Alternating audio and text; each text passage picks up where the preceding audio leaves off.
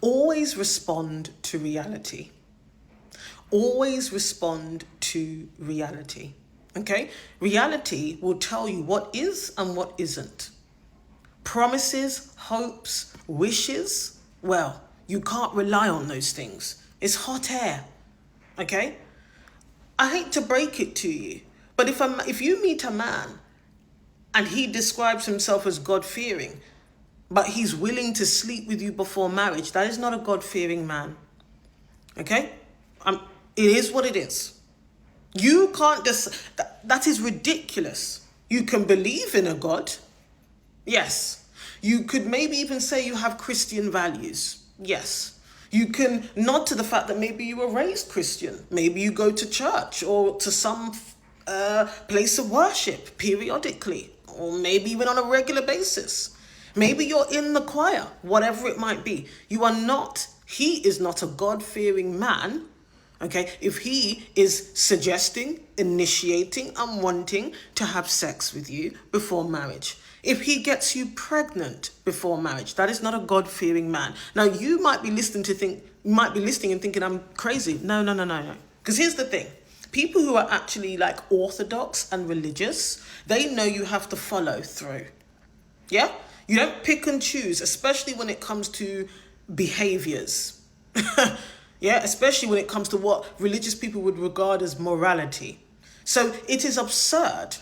It is. And I know standard slip.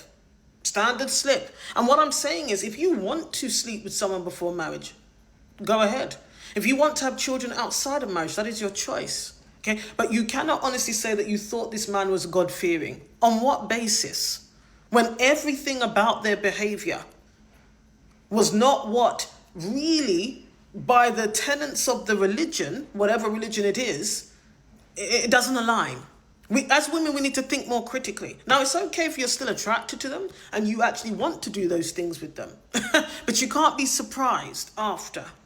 You can't be surprised after. And just because the world has changed the definition, the working definition of God-fearing, and in fact, it's so funny because if you've ever studied these texts like the Bible, God-fearing has a very particular definition. And one would think that you would be fearing God while you're falling in between somebody's thighs when you're not married to them. Wake up. Wake up. You keep saying, I thought he was God-fearing. On what basis? The reality was you were doing nothing godly before marriage, respectfully. And I say this because this is what it means to be functioning like an adult psychologically. You have to respond to reality. You can't keep saying, I didn't know, or I thought. What were your thoughts based on? Look at reality. And I'm not here promoting either lifestyle, by the way. What I'm saying is don't fool yourself. Yeah? Don't fool yourself.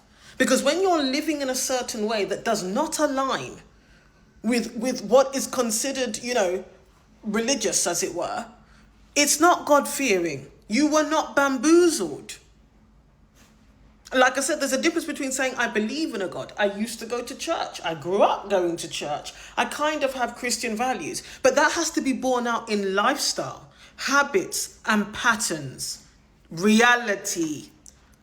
Lifestyle, habits, patterns, and behavior. That is the truth about someone, not what they say, what they do, especially when it comes to somebody who espouses religious beliefs.